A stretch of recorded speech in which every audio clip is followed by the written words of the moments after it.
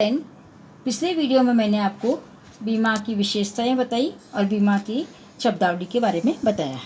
आज मैं आपको बीमा का क्षेत्र एवं प्रकार के बारे में बताऊंगी। बीमा का क्षेत्र प्रकार के बारे में प्रकृति के आधार पर बीमा को 5 भागों में बांटा गया है। सबसे पहला जीवन बीमा, अग्नि बीमा, सामुद्रिक बीमा, सामाजिक बीमा और विविध बीमा। सबसे पहले हम जीवन बीमा के बारे में बताएंगे। जीवन बीमा में व्यक्तियों के जीवन का बीमा किया जाता है। इस बीमे की विषय वस्तु मानव जीवन होता है। विषय वस्तु का अर्थ मैंने आपको शब्दावली में बताया था। विषय वस्तु का मतलब होता है जिसका हम बीमा करवा रहे हैं। तो जीवन बीमा में हम जीवन का बीमा करवाते हैं, तो विषय वस्तु मानव जीवन होता है। जीवन बीमा में बीमा करता का मतलब बीमा कंपनी एक निश्चित प्रतिफल का मतलब प्रीमियम के बदले में बीमित को, यानी जो बीमा करा रहा है उसको, उसकी मृत्यु होने पर उसके उत्तराधिकारी को और निश्चित अवधि तक जीवित रहने पर उसको स्वयं को एक निश्चित धनराशि देने का वचन देता है। ये आपको समझ में आया होगा। यानी कहने का मतलब है, जब हम जीवन बीमा कराते हैं तो क्या होता है कि अगर जितने वर्ष के लिए हमने बीमा करवाया है उससे पहले अगर मृत्यु हो जाती है बीमा कराने वाले की, तो उसका जो उत्तराधिकारी होता है उसको पैसा मिल जाता है। अगर वो निश्चित समय तक जो है जीवित रहता है तो उसको स्वयं को निश्चित धनराशि प्राप्त हो जाती है। ये जीवन बीमा का अर्थ है। जीवन बीमा में सुरक्षा यानी आर्थिक सुरक्षा के साथ साथ विनियोग तत्व भी होता है। विनियोग तत्व का मतलब ही होता है कि जीवन बीमा में मृत्यु हो या नहीं हो पैसा मिलता ही है। यानी कहने का मतलब एक प्रकार का हमारा इन्वेस्टमेंट है। अन्य बीमा में ऐसा नहीं होता है। जीवन बीमा में इसलिए सुरक्षा भी है। सुरक्षा का मतलब परिवार को सुरक्षा है। दूसरा, अगर उसकी मृत्यु नहीं होती है तो उसका एक प्रकार से उसका इन्वेस्टमेंट है। और हमारे देश में जीवन बीमा LIC, जो आपने नाम सुना ही होगा, LIC के साथ साथ कुछ निजी कंपनियां भी करती है, जैसे बजाज है, ICICI है, कोटक महिंद्रा आदि कंपनियों के द्वारा भी जीवन बीमा का कार्य किया जाता है। एक है जीवन बीमा में बीमा योग्य हित बीमा कराते समय होना आवश्यक है। बीमा योग्य हित का मतलब ये होता है जिसका हम बीमा करा रहे हैं उसमें उस बीमित का हित होना चाहिए। हित का मतलब ये होता है जिसका बीमा करा रहे हैं उसके रहने से बीमित को लाभ मिलता है, उसके नहीं रहने से बीमित का नुकसान होता है। तो जीवन बीमा में बीमा योग्य हित जब बीमा करवा रहा है तो बीमित का हित होना आवश्यक है। बाद में हो भी सकता है और नहीं भी, क्योंकि अगर मृत्यु हो गई तो होगा नहीं उसका, और मृत्यु नहीं होती तो हो भी सकता है। यानी आवश्यक वाली बात जो है वो कराते समय होना आवश्यक है। दूसरा बीमा है अग्नि बीमा। अग्नि बीमा वह बीमा है जिसमें बीमाकर्ता बीमित को आग लगने से संपत्ति को होने वाले नुकसान की क्षतिपूर्ति का वचन देता है। ये क्षतिपूर्ति का बीमा इसलिए कहते हैं इसमें कि अगर हमने बीमा करवाया अग्नि बीमा, अगर हमारा नुकसान होता है तो ही हमें पैसा मिलता है, अन्यथा हमें कुछ भी नहीं मिलता है। यानी कि जितनी वास्तविक हानि है उसी की क्षतिपूर्ति बीमा कंपनी करती है। और अग्नि बीमा सामान्यतः 1 वर्ष की अवधि के लिए करवाया जाता है। और अग्नि बीमा में और भी कई चीज़ें सम्मिलित है, जैसे गैस विस्फोट है, भूकंप है, आंधी बाढ़ वगैरह या बिजली गिरने की आदि जोखिमों का ये भी बीमा करवा सकते हैं। और अग्नि बीमा में बीमा योग्य हित जब हम बीमा करवा रहे हैं तब भी होना चाहिए, और जब क्षतिपूर्ति हो रही तब भी हमारा उसमें हित होना आवश्यक है। यानी दोनों समय हित होगा तो ही हमारा पैसा मिलेगा। तीसरा प्रकार का है बीमा समुद्रिक बीमा। सामुद्रिक बीमा में विभिन्न सामुद्रिक जोखिमों से जहाज, माल और भाड़े की रकम के संबंध में की जाने वाली क्षतिपूर्ति का एक बीमा है। सामुद्रिक बीमा यानी आपने सुना ही होगा, सबसे पहले सामुद्रिक बीमा का ही प्रादुर्भाव हुआ, क्योंकि हमारा प्राचीन काल में व्यापार भी सामुद्रिक विदेशी व्यापार जो था समुद्री मार्ग से ही होता था। तो समुद्र में कई प्रकार की जोखिमें होती हैं, तो इसमें जहाज के डूबने का, माल के डूबने का या किराया डूबने का भय बना रहता है। तो इसके लिए बीमा कंपनी बीमा करती है। तो सामुद्रिक बीमा में 4 प्रकार की विषय वस्तु को सम्मिलित किया जाता है। यानी 4 प्रकार के बीमा किए जा सकते हैं। पहला है जहाज का बीमा, दूसरा है माल का बीमा, तीसरा है भाड़े का बीमा और चौथा है दायित्व बीमा। दायित्व बीमा का मतलब होता है जब एक जहाज दूसरे जहाज से टकरा जाए तो दूसरे जहाज को कोई नुकसान हो रहा है तो उसकी क्षतिपूर्ति भी इसमें सम्मिलित की जाती है। और समुद्री बीमा जो है दो प्रकार के बीमों को भी सम्मिलित किया जाता है। पहला महासागरीय समुद्रिक बीमा, दूसरा देशीय समुद्री। महासागर का मतलब जो विदेशी व्यापार के संबंध में होता है, और देशीय समुद्री मतलब अपने देश के अंदर जो जलमार्ग का यूज़ किया जाता है, तो वो भी इसमें सम्मिलित है। इस प्रकार से ये सामुद्रिक बीमा जो है किया जाता है। और सामुद्रिक बीमा में बीमा योग्य हित जो होता है वो क्षतिपूर्ति के समय होना आवश्यक है। नहीं, जब हम क्षतिपूर्ति की जाए जब हमारा उसमें हित होना आवश्यक है। नेक्स्ट पॉइंट है सामाजिक, फोर्थ पॉइंट है सामाजिक बीमा। सामाजिक बीमा समाज के जो निम्न और बेसहारा वर्ग होते हैं उनको आर्थिक सुरक्षा प्रदान करने के लिए सामाजिक बीमा का विकास किया गया है। वर्तमान में सरकार जन कल्याण की भावना से कमजोर वर्ग के उत्थान हेतु कई सामाजिक बीमा योजनाएं जो है प्रारंभ करती है।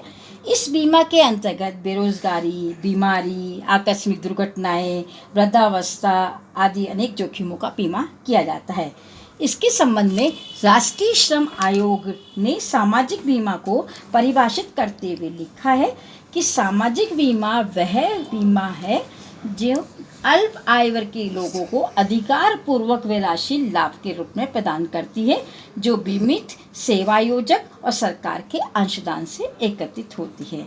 इस प्रकार हम बता सकते हैं कि सामाजिक बीमा एक ऐसी युक्ति है जिसके द्वारा बीमित हुई बेरोजगारी, बीमारी या आकस्मिक दुर्घटनाओं के समय में जीवन स्तर को बनाए रखने से उद्देश्य से एक सामान्य कोष में से ये सुविधाएं प्रदान की जाती है।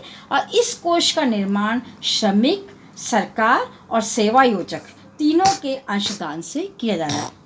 कहने का मतलब है एक कोष बनाया जाता है जिसमें श्रमिक भी अंशदान करता है, सरकार भी इसमें अंशदान करती है, और सेवायोजक यानी कि जो सेवा देने वाले मालिक होते हैं कंपनियों के, वो भी इसमें अंशदान करते हैं। तो तीनों के अंशदान से इस कोष का निर्माण किया जाता है। जब भी किसी श्रमिक को कोई परेशानी होती है या कोई दुर्घटना घटित हो जाती है तो उसको उस कोष में से पैसा दे दिया जाता है। सामाजिक बीमा के भी कई प्रकार हैं, जिसमें सबसे पहला आता है बीमारी बीमा। बीमारी बीमा, इसमें बीमित व्यक्ति के बीमार पड़ जाने पर दवाइयाँ, चिकित्सा सुविधाएं, बीमारी की अवधि में जो वेतन की क्षति हो रही उसकी पूर्ति की जाती है। और सामाजिक बीमा निगम द्वारा इस हेतु मेडिक्लेम की योजना चले। मेडिक्लेम आपने नाम सुना ही होगा कि हम मेडिक्लेम करवाते हैं, कभी बीमारी आ जाए तो हमें मेडिक्लेम के द्वारा जो है पैसा मिल जाता है। दूसरा है मृत्यु बीमा।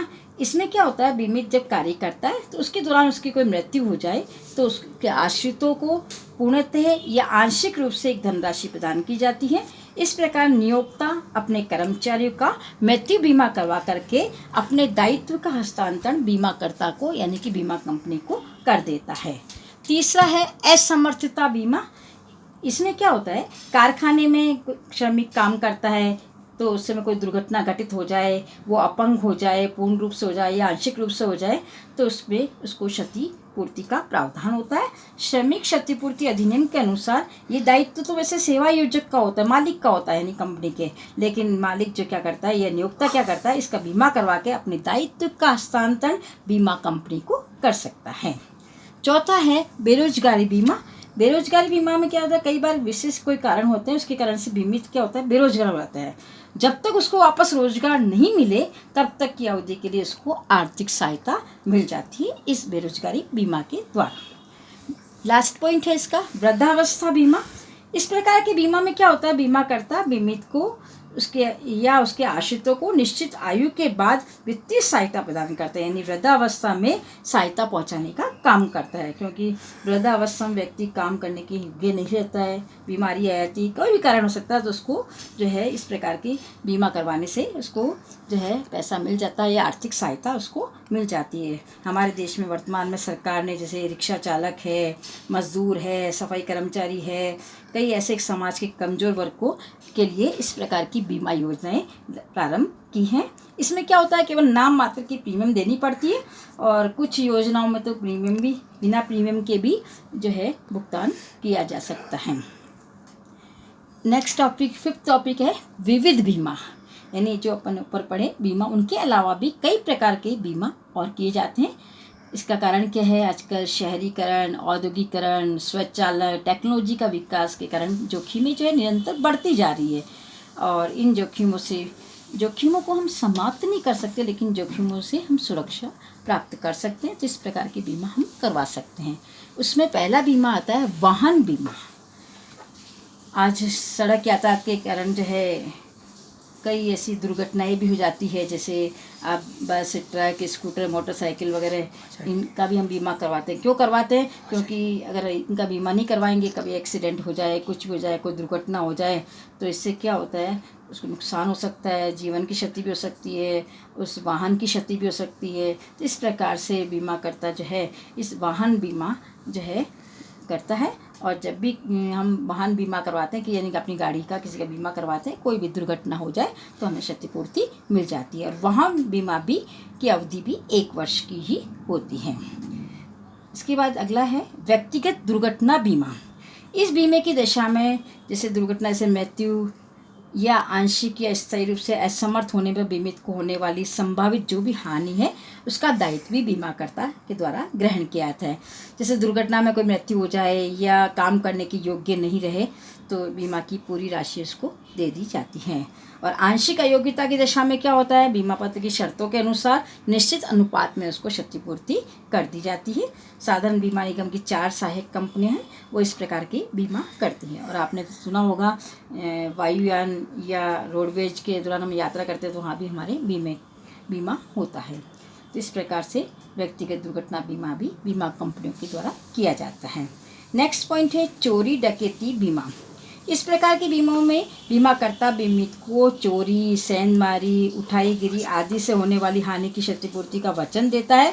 बीमित अपने मकान, दुकान, गोदाम या यात्रा के दौरान कोई सामान ले जा रहा है, तो उसमें कोई नुकसान हो जाए तो उसकी क्षतिपूर्ति भी उसको बीमा कंपनी के द्वारा की जाती है। और ये सिनेमा गृह वगैरह होते हैं ना, पेट्रोल पंप होते हैं, आवासीय होटल होते हैं, बैंक के वित्तीय संस्थाओं के लिए ये बहुत उपयोगी होता है इस प्रकार का बीमा। नेक्स्ट है पशुधन बीमा। पशुधन बीमा भी जो है जैसे पशुओं में कोई महामारी फैल जाए या कोई बीमारी हो जाए, पशुओं की मृत्यु हो जाए, तो उसके लिए भी बीमा करवाया जा सकता है। जिसमें गाय, बैल, भैंस वगैरह होते हैं, ऊँट वगैरह, इनका भी बीमा करवाया जा सकता है।